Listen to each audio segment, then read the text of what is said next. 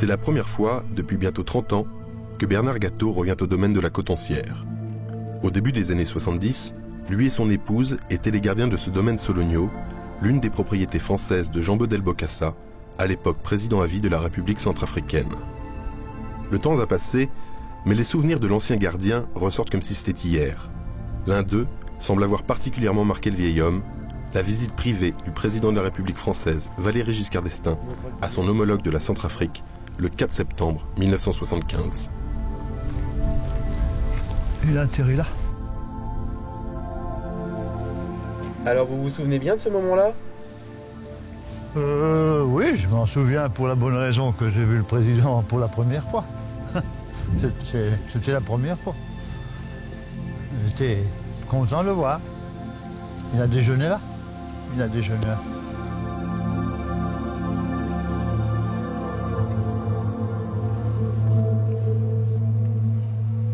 Alors c'est qui sur ces photos? Alors ça, c'est le président Bokassa, président Giscard d'Estaing, son aide de camp, M. Giscard d'Estaing, M. Fouquet et ma femme. Et puis ma femme, il est reparti peut-être 2 heures après. Aussitôt parti sur Paris. Une courte halte, pendant laquelle les deux hommes vont s'entretenir en privé. De quoi vont-ils parler? Politique étrangère, actualité, économie ou diamant? L'objet de cette rencontre restera secret. Une visite d'autant plus mystérieuse que même les services de l'Élysée n'étaient pas au courant de la présence du chef de l'État français dans ce lieu. Et l'Élysée ne savait pas? Non, où il était passé, non. Ils l'ont su plus tard. Les gendarmes, ils cherchaient. Pourquoi? Tout pour la bonne raison qu'il ne savait pas où il était. Enfin, c'était discret. Et voilà, ça s'est pas émeuté. Du reste, personne par ici le savait.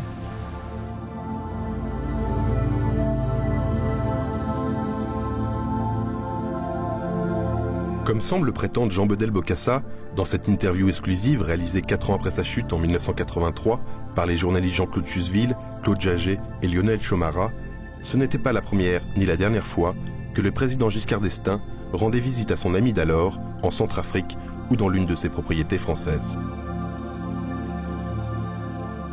Chaque année, il venait 2 fois. 2 fois par an? 2 fois par an. Et quand moi j'allais en France, il venait me trouver dans ma maison en France. Il partageait le repas avec moi. On discutait ensemble. Je mettais un appartement à sa disposition pour qu'il se repose après le repas. Mais c'était régulièrement. Jean Bedel Bokassa a possédé de nombreuses propriétés en France, en Suisse et en Belgique. Un château dans les Yvelines à Ardrécourt, des villas sur la Côte d'Azur, mais c'est sur la Sologne que Bokassa jeta réellement son dévolu.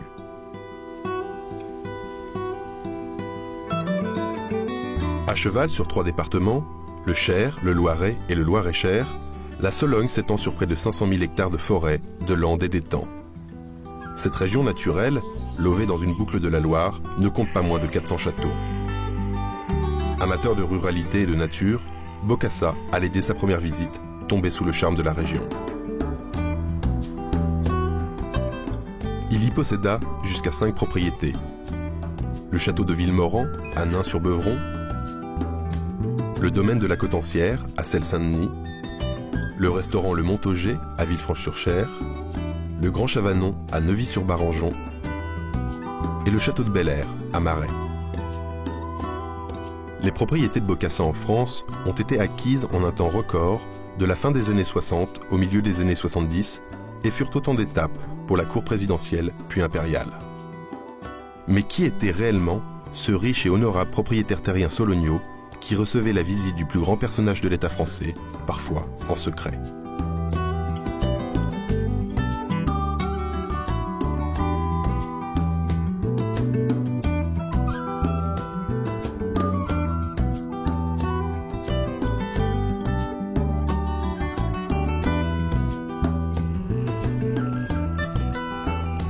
Jean Bedel Bokassa est né le 22 février 1922 à Bobangui, dans la région de la Lobaye, au sud-est de l'Oubangui-Chari, une colonie française, la future République centrafricaine.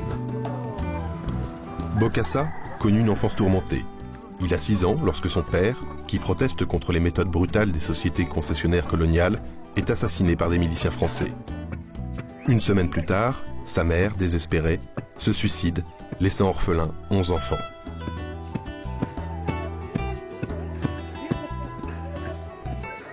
Élevé par sa famille, le jeune Jean Bedel fréquente les écoles des missionnaires qui souhaitent l'orienter vers la prêtrise. Mais pour cet impulsif à l'esprit guerrier, c'est peine perdue. Quand un garçon en Afrique à cette époque réussissait bien, il avait le choix entre 2 carrières, soit il était curé, soit il était militaire. André Lemaignan, ancien officier de réserve, ami de Jean Bedel Bokassa, actuellement ambassadeur honoraire de la Centrafrique en France. Son oncle avait pensé l'envoyer chez les curés, et puis ça n'a pas marché. Il disait d'ailleurs, mais je ne savais pas si j'aurais fait un bon curé, donc ils l'ont mis dans l'armée. C'était l'armée française. Et il avait 18 ans, 19 ans quand la Deuxième Guerre mondiale a éclaté, et le général Leclerc était en Afrique pour ramasser des hommes et des troupes, et il est sorti du rang, Bokassa, à 18 ans, et il a dit « Je m'engage pour la France libre, pour le général de Gaulle ».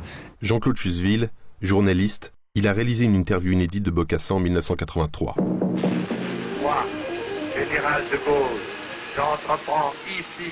Bokassa servira durant toute la Seconde Guerre mondiale au sein des forces françaises libres. Simple soldat en 1940, il terminera le conflit avec le grade d'adjudant. En 1947, il part se battre en Indochine. À son retour d'Asie, il est envoyé à Fréjus pour suivre une formation d'officier.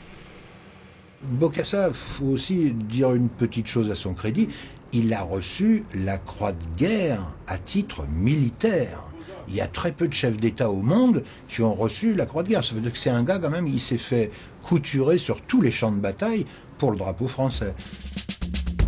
À la fin des années 50, la politique française était de structurer les armées des colonies en vue de leur indépendance. De nombreux sous-officiers ont ainsi accédé au grade supérieur. C'est le cas pour Bokassa, qui deviendra capitaine en 1961. Il est donc resté 23 ans dans l'armée française, au service de la France, ce qui explique l'adoration qu'il avait pour l'armée française. C'était sa seconde famille. Il avait 2 patries, la Centrafrique et la France, et 2 familles, la sienne et l'armée française. Et il a souvent dit d'ailleurs, la France lui a pris ce qu'il avait de plus cher et lui a donné ce qu'il estimait aussi être, on va dire, un peu son équivalent, même si un père et une mère ne se remplacent pas. Mais bon, vous savez, il était soldat, c'était peut-être pas toujours rose, mais il a beaucoup appris, je pense, au sein de l'armée française, auprès des Français. Début des années 60, les pays d'Afrique centrale accèdent tour à tour à l'indépendance. Cette période est marquée par une grande effervescence politique et seule la Centrafrique semble exempt des nombreux troubles et affrontements armés qui touchent la région. En 1962, Jean Bedel Bokassa est transféré de l'armée française à l'armée centrafricaine. Le jeune pays est indépendant depuis 2 ans et dirigé par un cousin de Bokassa, le président David Dacko.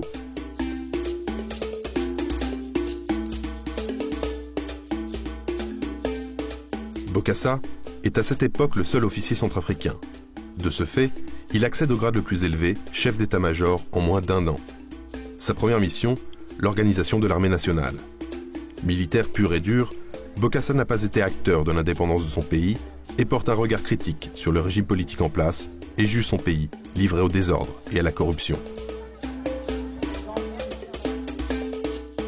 Fin 1965, Bokassa, aidé par certains officiers, s'empare du pouvoir, évinçant son cousin David Dacko. C'est le coup d'État de la Saint-Sylvestre, le 31 décembre. Le 1er janvier 1966, Bokassa est le nouveau président du Centrafrique. Son but, remettre de l'ordre dans le pays. Dès sa prise du pouvoir, il met en place un régime dictatorial. Ses premiers décrets viseront à concentrer tous les pouvoirs entre ses mains et très rapidement, il cumulera sur sa personne la plupart des ministères clés. Au niveau politique intérieur, dans un premier temps, certaines mesures rendent Bokassa populaire dans son pays, telles que son plan de réforme agraire et ses projets d'urbanisation de la capitale, Bangui.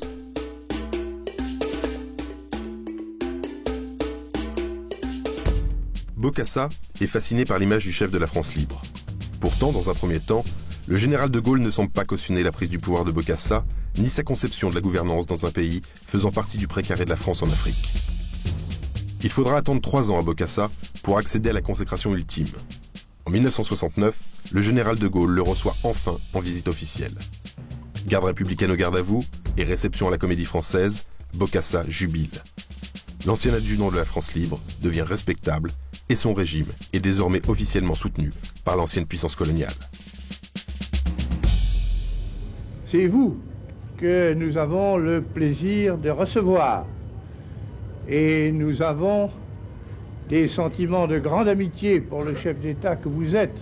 Dois-je aussi dire l'honneur que je ressens personnellement d'être accueilli aujourd'hui par l'illustre et le prestigieux français qu'est le général de Gaulle. Bokassa, c'était un poème, à lui seul, précisément à cause de l'originalité de ce parcours. Ancien militaire français, devenu chef d'État à la suite d'un coup d'État qu'il avait fomenté contre son propre cousin, David Dacko, et devenant,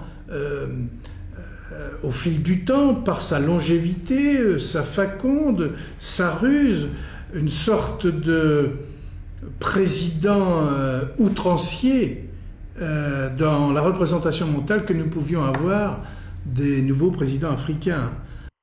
Jeannie Lorjou, maire de Romorantin-Lanthenay, dans le Loir-et-Cher. Au début des années 80, il était l'un des spécialistes de l'Afrique noire autour du président François Mitterrand. Rien à voir avec des monstres sacrés comme le président Houphouët-Boigny, dont la culture, la finesse et l'intelligence permettaient des relations d'égal à égal. Les intérêts de la France en Afrique sont nombreux. Le général de Gaulle le sait. Afin de garder son influence, il lui faut ménager les nouveaux dirigeants des anciennes colonies, aussi turbulents soient-ils.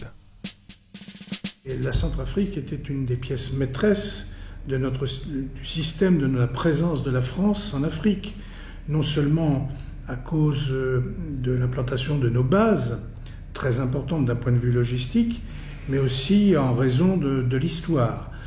Donc la France avait, à ce moment-là, dans ces temps-là, forcément une relation extrêmement privilégiée avec la Centrafrique, et il faut bien le dire, la Centrafrique était, si vous me permettez l'expression, un peu un morceau de la France. Si la Centrafrique était un morceau de la France, Jean Bedel Bokassa a voulu de son côté posséder son morceau de France.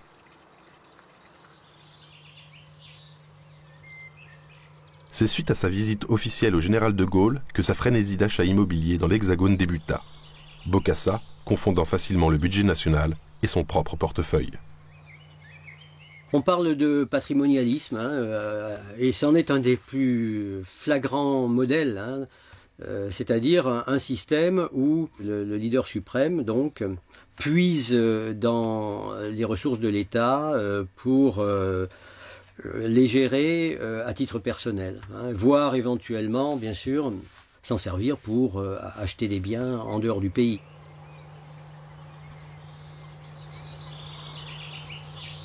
Nous voici donc devant le château du Grand Chavanon, qui a été construit par un industriel nivernais, le vicomte Dubourg de Bozas, qui, comme tous ses confrères de la même époque, choisissait la Sologne parce que les terrains ne valaient pas grand-chose, et pris un peu d'orgueil, il le voulut dans le style Louis XIII, Louis XIV, avec un grand plan d'eau faisant miroir comme à Versailles. Après une princesse, ce fut le diocèse de Bourges qui l'acheta pour en faire un petit séminaire, et après la guerre, le diocèse le vendit à un certain nommé Bokassa. Au début des années 70, Bokassa allait avoir la folie des grandeurs. Monsieur Fontaine, architecte, s'est vu confier le projet de rénovation d'une des plus onéreuses acquisitions de Bokassa en Sologne, le Grand Chavanon, à Neuvy-sur-Barangeon. L'ensemble de la propriété avait été acheté, y compris le petit Chavanon, par un agent immobilier belge. Et il a dû entendre parler que Bokassa voulait un château dans la région, et il lui a proposé ce château-là, je ne sais pas à quel prix, mais Bokassa a dit oui tout de suite pour l'achat. Je l'ai donc rencontré dans ce château où j'étais pas tout seul. Il y avait ses ministres qui rampaient à plat ventre devant lui pour recevoir ses instructions, et Serge Dassault qui venait avec un petit avion sous le bras pour présenter ces modèles de façon à obtenir des commandes. Il voulait en faire son ambassade, une sorte d'ambassade, pour être exact, parce que l'ambassade existe à Paris, avec piste d'hélicoptère et grande réception dans ce château qui, étant fait sur l'esprit de Versailles, permettait toutes sortes de grandes réceptions. C'est le souhait de tout chef d'État africain. Ils ont une telle relation filiale avec la France. Donc c'est logique. M. Bongo a de très belles propriétés en France. On n'interroge jamais. M. Mobutu avait de très belles propriétés en France. M. Houphouët-Boigny, M. Senghor, tout le monde avait des propriétés en France. Pourquoi pas Bokassa?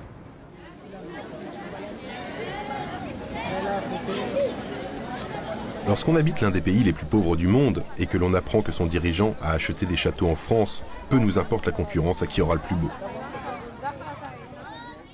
Lucie Agbo est centrafricaine.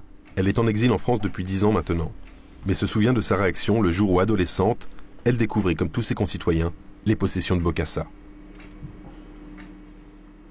Nous, on écoutait ça, qu'il avait acheté des châteaux. Au fait, en tout cas, dans ma petite tête de l'époque, c'est ce qu'on voyait dans les livres. Donc c'est vrai, moi, si je dois parler de moi, je n'avais aucune idée de l'immensité de la chose et de la valeur. Il y a certains journaux qui n'aimaient pas ça, qui en ont parlé. Sinon, on n'aurait pas su. Certaines des propriétés de Bokassa en France lui servirent à expérimenter de nouvelles techniques agricoles dans le but affiché de les importer dans son pays, dans le cadre de sa principale réforme politique, la révolution agraire. Certains agriculteurs de Sologne se souviennent de ses visites et de son intérêt pour les cultures maraîchères. Il était vraiment très curieux des techniques agricoles et je pense qu'il avait le sentiment que le développement de son pays passerait par le progrès dans le domaine agricole. Ça, j'en ai la conviction. Il nous expliquait qu'il avait justement toutes ces régions où il pensait qu'il était possible de développer le maraîchage ou des choses comme ça, je me souviens. Et donc, c'est vrai que nous, étant sur une région de culture spéciale, il était relativement intéressé par les productions qui étaient les nôtres.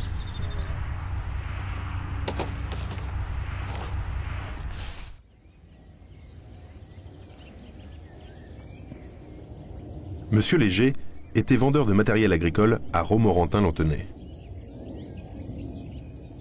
Vous voyez, c'est dans cette pièce-là que l'on faisait des essais de matériel afin de faire voir la possibilité des outils qu'on proposait à la vente, quoi.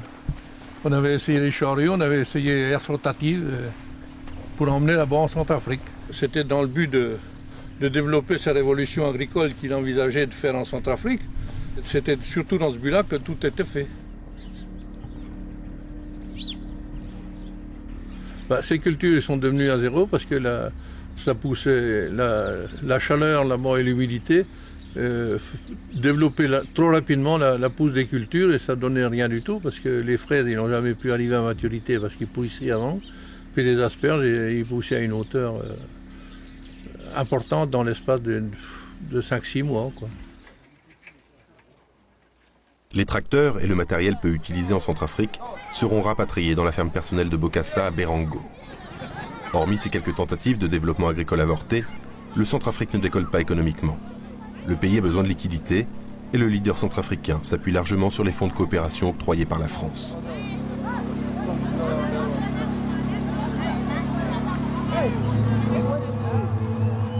Le nouveau président de la République, Valéry Giscard d'Estaing, ici en visite officielle à Bangui, soutient ouvertement Bokassa. Les deux hommes se connaissent depuis longtemps.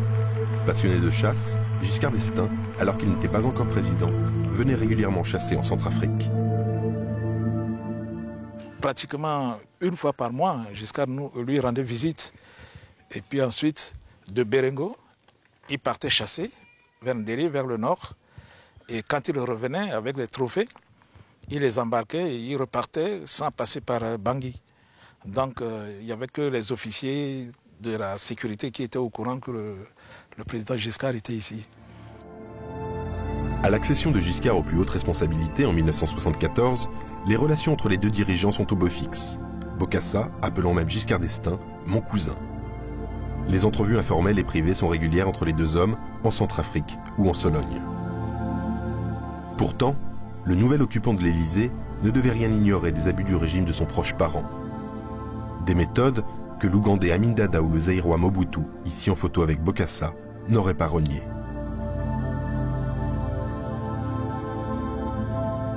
Considérant le vol comme un acte délictueux, portant gravement atteinte à la dignité nationale, Bokassa décrète en juillet 72 que chaque voleur aura une oreille coupée. Les corps des suppliciés, à demi-morts, sont ensuite exposés en place publique à titre d'exemple. Outre ces cruelles démonstrations d'autorité, le Centrafrique est en proie à une stricte censure. Nombreux sont les coopérants français en place à l'époque dans le pays à s'en souvenir. Nous avons découvert un pays où les gens effectivement n'avaient pas de liberté d'expression, aucune liberté d'expression. Nos élèves, il était hors de question de parler du gouvernement, hors de question de parler bien sûr de Bokassa. Et là, à ce point de vue-là, je dirais c'était une sorte de peur quand même. Bokassa était bien placé pour le savoir. C'est de l'armée que la menace pouvait venir. Nombreux furent les officiers suspectés de préparer un coup d'État, à subir une implacable répression. Parfois, on arrivait à détecter les comploteurs et ils les arrêtaient, il y avait une poursuite pour éclairer les choses parce que les gens même se dénonçaient. C'était des officiers centrafricains qui se trahissaient pour gagner je ne sais quoi. Chacun cherchait à se faire voir par l'empereur. Et après sa chute, effectivement, il y a eu des procès, on a constaté que beaucoup d'officiers manquaient à l'appel. Donc, ils ont été éliminés les uns après les autres dans la prison de Ngaragba.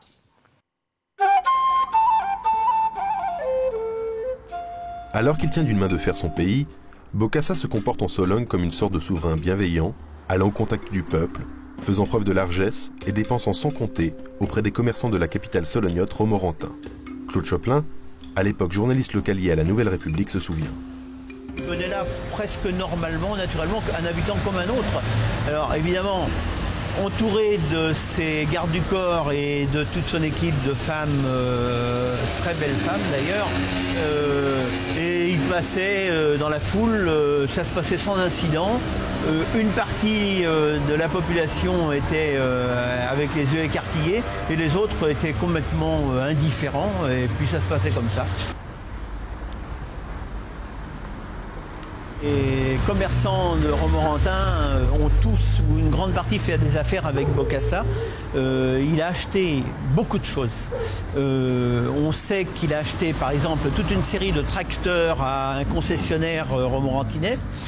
Je sais aussi, donc, et là j'étais présent, il a acheté chez un commerçant qui était installé juste en face, à côté de la pharmacie là-bas, qui faisait de l'électroménager et le jour où je suis passé, moi, je l'ai vu personnellement acheter 6 lave-vaisselle et effectivement le commerçant était tout étonné mais en même temps tout content de ce type d'affaires.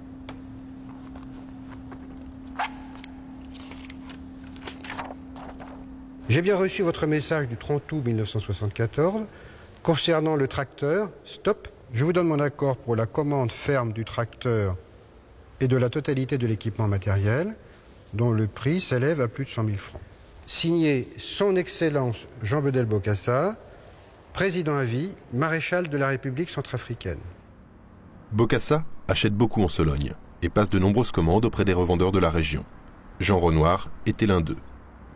Régulièrement, lorsque j'allais au siège de la société, la comptable me disait « Mais tout ça, c'est bien gentil, votre président, je l'aime bien, mais il faut quand même qu'il règle ses factures. » Le paiement de la facture tardant, Jean Renoir réussit à obtenir une audience privée avec le président centrafricain.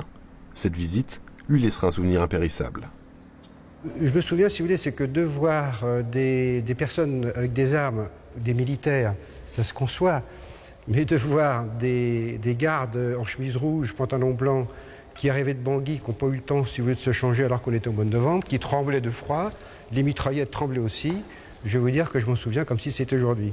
Alors, j'ai demandé d'être reçu par le Premier ministre qui était en place à l'époque. Et 10 minutes après, j'étais en face le président Bokassa, qui m'a reçu avec beaucoup de courtoisie, je dois dire.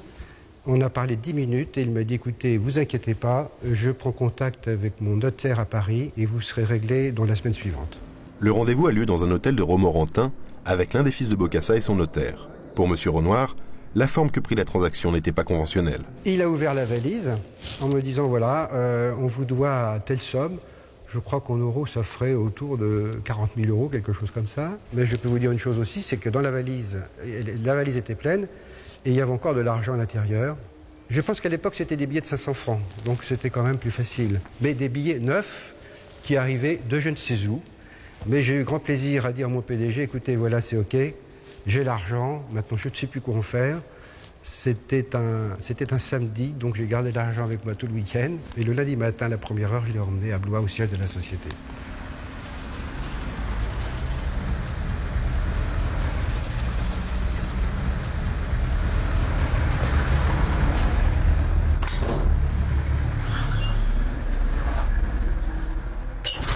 Ce qu'on savait, c'est qu'à chaque fois qu'il venait en France, il allait faire un tour à Paris.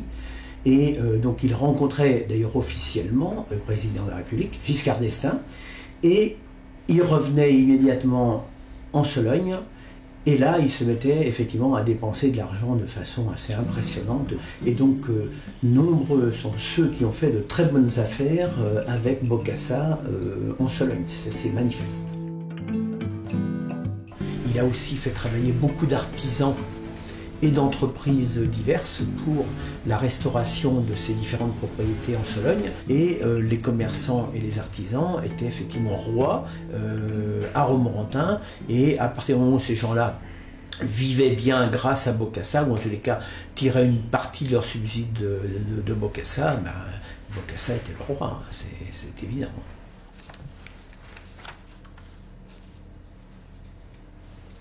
Un jour, le président Bokassa nous a envoyé à la rédaction de la Nouvelle République un communiqué.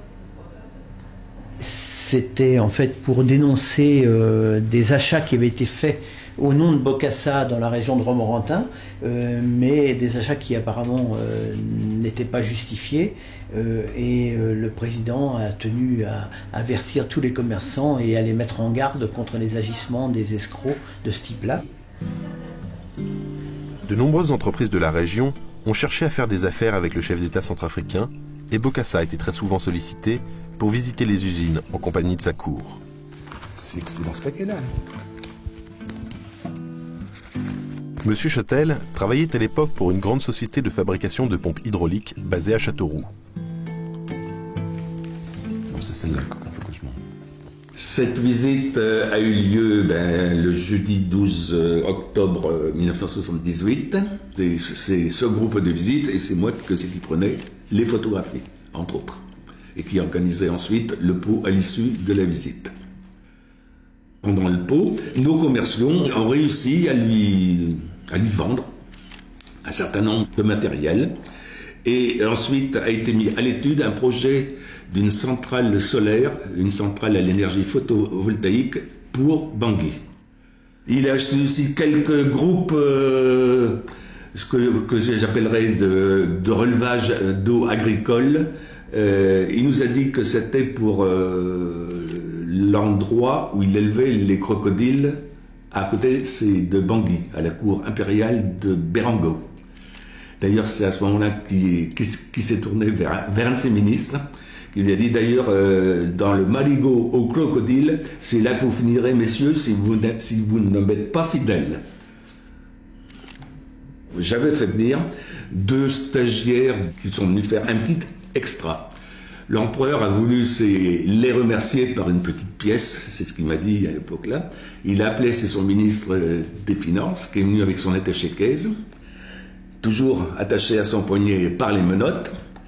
Là, l'empereur a sorti la clé de sa poche, il a ouvert l'attaché-caisse, et là, il a été bourré de liasses de 500, pas euros, de 500 francs de l'époque, de liasses toutes neuves. Ça sortait de la Banque de France.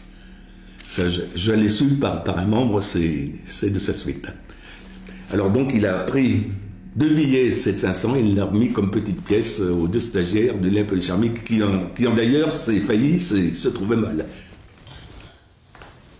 C'était ce genre d'anecdote qui avait montré à Romorantin un personnage humain, sympathique entre guillemets, généreux évidemment, et tout ça contribuait à lui forger une bonne image. Et c'est pour cette raison qu'à Romorantin, apparemment, on évitait d'être critique, on ne se voulait pas critique vis-à-vis de ce personnage, et on ne cherchait pas trop à savoir ce qui se passait réellement en Centrafrique.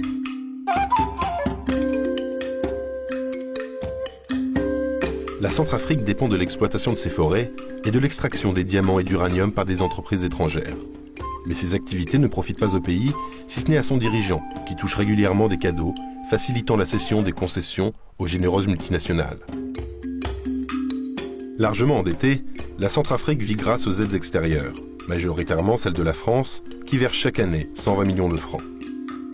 Est-ce avec une partie de cet argent public, censé servir à la rémunération des fonctionnaires, que Bokassa continue de mener grand train en Sologne? Il séjourne quelques semaines dans l'année dans ses propriétés solognotes. Tel un monarque des temps jadis, le leader centrafricain ne se déplaçait jamais sans sa suite de 40 personnes. Mais tous ne pouvaient occuper une chambre au domaine. Aussi, de nombreux membres de la suite logeaient où ils pouvaient. Bernard Gâteau était aussi le gardien du domaine de Bel-Air. Il y en a beaucoup qui logeaient à l'extérieur. Tout, comme son médecin, les ambassadeurs, tout ça c'était extérieur, tout ça extérieur. Ceux qui avaient de l'argent, bon, ils allaient en dehors. Mais ceux qui n'avaient pas d'argent, bon, ils couchaient là. Puis les gardes, bon, bah, ça c'était autre chose. Eux, ils étaient constamment là. Puis alors, ils n'étaient pas prévenus 2 heures avant quand on était voulu partir. Hein. On part et ça a été. Tout le monde en route. Tout le monde en route. Même en pleine nuit? Ah, n'importe, jour et nuit. Jour et nuit, ça n'a pas d'importance. Il n'y a pas d'heure.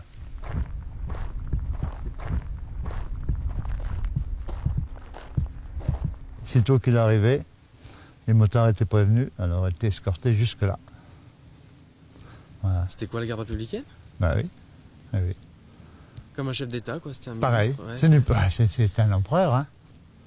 Ah, c'était quelque chose d'absolument extraordinaire, car d'un côté, nous avions le président de la République, puis plus tard l'empereur, et en même temps, lorsqu'on le voyait défiler avec sa théorie de voiture et de sa garde personnelle, tous ceux qui l'entouraient, comme on dit en Sologne, d'une expression basique, ça faisait carnaval. Monsieur Boursin, policier à la retraite, était en poste à Bourges à cette époque. Il se souvient de la visite de Bokassa. Il s'est présenté empereur Bokassa. Alors moi, assis, je me suis levé et puis je lui ai dit, mes respects, qu'est-ce que vous voulez que je lui fasse? Je ne peux rien faire de plus. Puis alors, à partir de ce moment-là, il m'a demandé une escorte. Mais moi, j'avais pas, comme je n'étais pas prévenu ni par le service de police, ni par la préfecture, j'ignorais totalement mais ce qu'il voulait, c'était une escorte malgré tout. Alors moi, je n'ai pas pu lui fournir, je n'avais pas d'effectif, je n'avais rien du tout. Alors là, il m'a passé une branguelade pour assurer une escorte. Alors, on n'était pas venu là, ça ne tombait pas du ciel. Vous comprenez? L'ordre. Il était très en colère? Ah oui, très en colère. Et puis alors, c'est surtout son départ qui était impressionnant, parce qu'il m'a dit, monsieur, il dit, vous aurez des nouvelles de ma part. Oui, comme ça, exactement.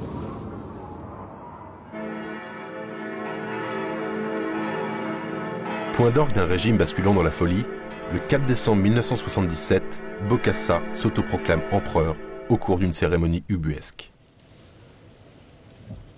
Vêtu d'une copie de l'uniforme que portait le maréchal Ney lors du sacre de Napoléon Ier, Bokassa, assis aux côtés de sa femme promue pour l'occasion impératrice Catherine, arbore fièrement sa couronne et son sceptre, couvert de diamants, devant un parterre de 5000 invités.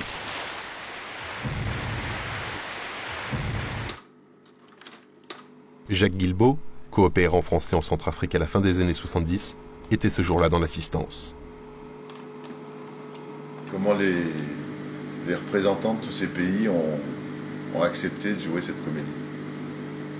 Quand on a vu tous les On le voit bien sur les photos, hein, les uniformes, les chevaux, tout le faste qu'il y a eu par rapport au dénuement de la plupart des habitants du pays.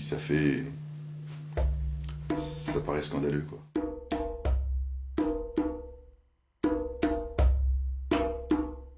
Il n'y a aucune ferveur populaire là-dessus. Elle était toute celle qu'on a plus ou moins vue, c'était forcé, c'était une obligation hein, de participer au défilé, de participer aux fêtes, etc. qu'il y a eu. Je me dis combien les gens devaient être surpris et étonnés de voir tout ce luxe, qui n'avait vraiment rien de plus d'africain, qui ne correspondait à aucune tradition, à aucune cérémonie traditionnelle, qui était vraiment totalement un fait européen.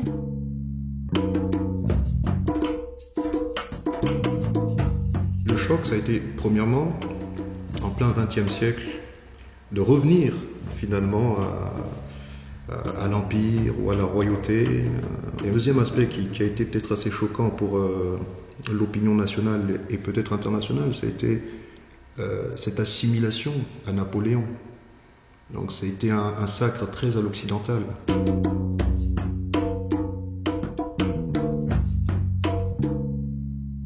C'est nous qui avons encouragé ça, qui l'avons laissé faire. C'est nous qui avons envoyé quand même la garde républicaine là-bas, l'orchestre de la garde républicaine. On a envoyé des chevaux là-bas, des chevaux qui ont été abattus après la cérémonie, parce que ça valait pas le coup de les ramener en France. En effet, la France, bien que rétive à l'annonce du projet, allait finalement céder et participer en grande partie à financer et organiser la cérémonie. Principale raison évoquée, la constitution impériale limiterait les pouvoirs du nouvel empereur, laissant la direction du pays à un premier ministre. Saint de sa nouvelle couronne, Bokassa Ier n'a pourtant pas l'intention de se laisser enfermer dans une cage dorée. Il ambitionne de moderniser son nouvel empire et pour ce faire, réclame de plus en plus d'argent à la France. Ulcéré par l'épreuve de la gabegie financière de Bokassa, l'ancienne puissance coloniale ne veut plus suivre et réduit ses aides.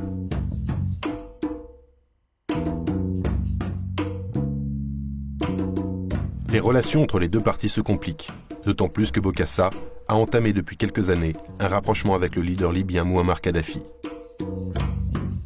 La Libye est ici, et entre la Libye et le Centrafrique, il existe le Tchad.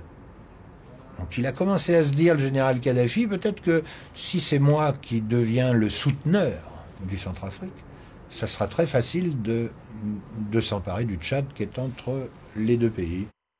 Le Tchad étant soutenu par la France, à Paris, on grince des dents. Giscard d'Estaing va bientôt couper tout contact avec son ancien ami, qui semble désormais avoir dépassé les bornes. Une série d'événements va marquer l'année 79 et entraîner la chute de Bokassa. En janvier, les lycéens et étudiants descendent dans la rue pour s'opposer à une nouvelle mesure de Bokassa, imposant le port d'uniforme aux élèves. Nous, élèves, on s'est dit, mais pourquoi nos parents ils n'ont pas d'argent pour nous acheter les tenues? Et comment voulez-vous qu'on soit en uniforme à ce moment-là? Et rien que pour ça, on s'est dit, non, pas de tenue et les salaires pour nos parents. Les manifestations seront très durement réprimées. Un rapport d'Amnesty International fait état de nombreux morts et blessés parmi les élèves. Une commission d'enquête internationale conclura à la participation directe de Bokassa dans la répression. L'opinion internationale est en émoi, la France saisit la balle au bond. Dans la nuit du 20 septembre 1979, alors que Bokassa Ier se trouve en Libye, le service de contre-espionnage français lance sur autorisation du président Giscard d'Estaing l'opération Barracuda. Des membres des forces spéciales neutralisent l'aéroport et donnent le feu vert pour l'arrivée de renforts en provenance du Tchad. La prise de Bangui se fait sans résistance. Le lendemain, David Dacko, l'ancien président, arrivé dans la nuit avec les troupes françaises, reprend le pouvoir et annonce officiellement la chute de l'Empire centrafricain et proclame la République. Dans les rues, la population laisse éclater sa joie en détruisant les représentations de l'empereur déchu. L'opération Barracuda doit se comprendre dans le contexte de l'époque. On est en 1979, on n'est pas en 2000 ou en 2008. C'est une époque où la France se reconnaît un devoir d'intervention dans les affaires de certains de ses partenaires africains, surtout ceux qui présentent un intérêt stratégique. Hein. Il fallait mettre fin absolument à la dérive folle d'un pouvoir qui n'était plus que, qui ne se résumait plus que aux foucades de Jean-Bedel Bokassa et de son entourage et aux instincts de prédation qui se faisaient jour autour de lui. Alors, la modalité, eh bien, oui, il y a eu... Oui, le service action de nos services spéciaux sont intervenus. Ils l'ont fait à la demande des autorités politiques. Ils ont eu raison. Ils ont fait leur devoir et ils l'ont bien fait. C'est le seul chef d'État au monde qui a été enlevé et emprisonné par un autre chef d'État sans jugement aucun.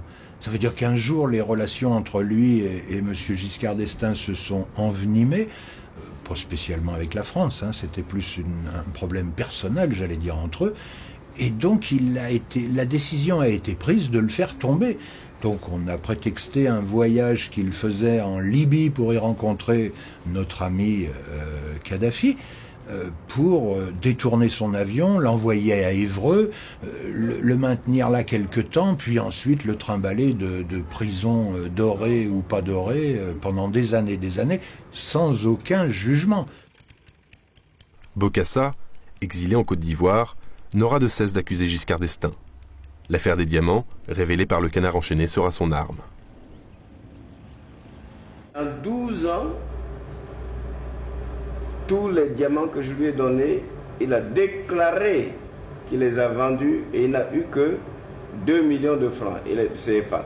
2 millions de francs CFA qu'il a envoyés à la Croix-Rouge centrafricaine. Et la présidente de la Croix-Rouge centrafricaine a bien fait une déclaration en disant qu'elle n'a jamais reçu un franc de Giscard. Si on en termine avec cette question, votre silence n'était ni de l'embarras, ni de l'indifférence, ni du mépris. Ouais, c'était quelque chose qui tenait aussi, permettez-moi de vous le dire, à mon caractère et à l'idée que j'ai de ma fonction, et qui est qu'il faut laisser les choses basses mourir de leur propre poison. Largement relayée dans la presse et utilisée durant la campagne électorale, l'affaire pèsera certainement dans la défaite de Giscard face à Mitterrand en 1981. Bokassa, l'empereur déchu, tenait sa vengeance.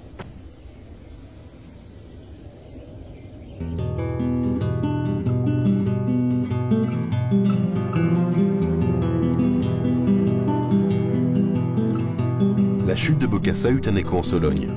Très vite, les propriétés furent laissées à l'abandon. Monsieur Fontaine se souvient. Eh bien, voici la pièce où j'ai rencontré les gardes de Bokassa. Il les avait envoyés pour garder le château quand il n'était pas là. Comme équipement, ils étaient plutôt habillés un peu avec des haillons. Ils se faisaient du feu dans cette cheminée. Ils faisaient également leur popote, petites gamelles militaires et ces choses-là pour prendre leur repas du midi, du soir. Il faut rappeler que c'était plein hiver, qu'il gelait et que les pauvres, ils avaient guère que ce moyen de chauffage. Nous n'en avions pas du tout et on venait de temps en temps se réchauffer un peu les doigts parce que dans le château, il faisait pas chaud. Hein. Quand Bokassa a été destitué, j'ai l'impression que le gouvernement de Centrafrique oubliait qu'ils avaient des soldats dans le château et qu'ils ont dû être rapatriés un peu plus tard, mais enfin en vivant à la bonne volonté de la mairie de Neuvy et des gens de Neuvy.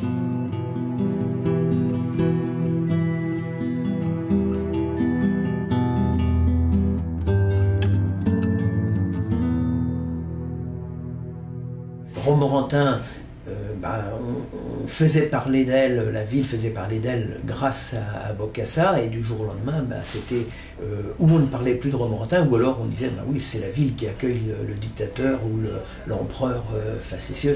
Et effectivement, quelque part, l'image de Romorantin a probablement souffert. Ça, c'est manifeste. Soit par citation, soit par ordonnance de renvoi, cette juridiction reste... En 1986, Jean-Bedel Bokassa parvient à rentrer en Centrafrique, mais à sa descente de l'avion, il est arrêté et conduit en prison.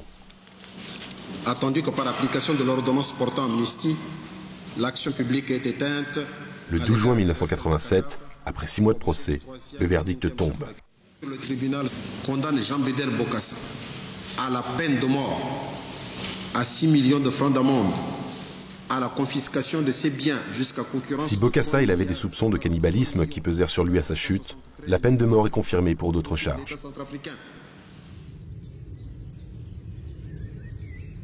Au début des années 90, la justice ordonna la liquidation de tous les biens soloniaux de l'empereur déchu. André Dubé, huissier de justice, a suivi l'affaire.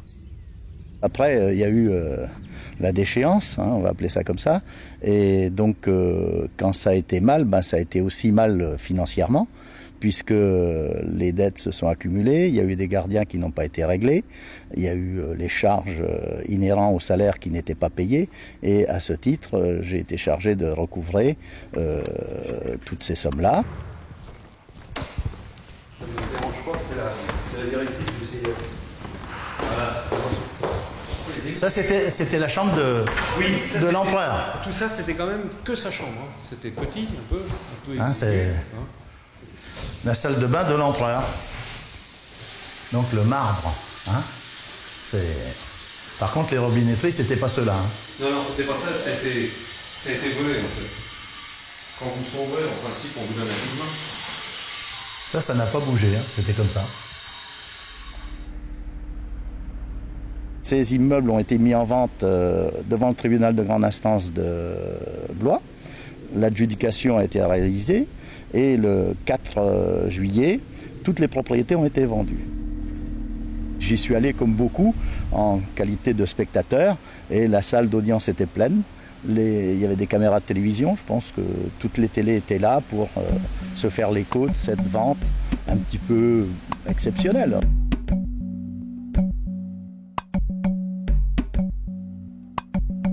Les gens aiment bien un petit peu assister à la curée et donc ça en a été une, mais ça a été une curée assez sympathique puisque le produit de la vente a somme toute permis de régler le créancier à qui M. Bokassa devait de l'argent, donc avec des plus-values quand même assez intéressantes.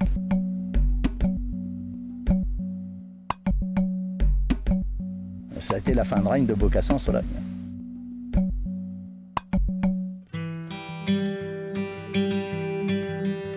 La peine de Bokassa est d'abord commue en prison à vie en février 1988, puis en 10 ans de réclusion.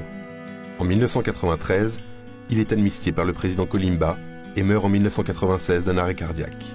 Jean-Bédel Bokassa a été inhumé dans son ancien palais de Berango. Aujourd'hui, hormis quelques coupures de presse et les souvenirs des Soloniaux ayant connu cette période, il ne reste aucune trace du passage de Bokassa dans la région. Le domaine de Bel-Air a été acquis par des particuliers, la Cotencière, transformée en chambre d'hôtes, le Grand Chavanon, après avoir été la propriété d'un responsable du Front National, a été racheté par un couple d'Australiens qui compte ouvrir des salles de réception. Le château de Villemorand héberge désormais une pépinière d'entreprise. Seul le restaurant Le Montaugé est à l'abandon. Le restaurant a eu des difficultés, pratiquement simultanément aux difficultés à l'effondrement de cet empire Bokassa. Et très vite, et c'est ce qui est un peu particulier, le restaurant a été abandonné, complètement abandonné, après avoir été occupé pendant quand même quelques mois, voire peut-être un peu plus d'1 an, par quelques-uns des proches de Bokassa.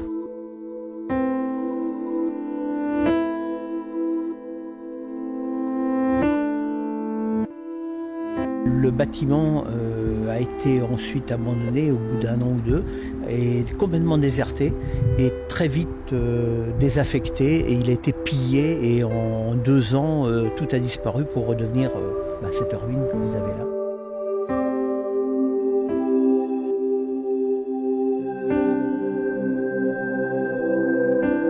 Comme un symbole de la chute du dictateur, l'auberge a subi un destin comparable à celui de son ancien propriétaire. Enfant de la brousse devenu tyran mégalomane et vénérable propriétaire terrien, au crépuscule de sa vie, modeste vieillard à qui il ne resta rien.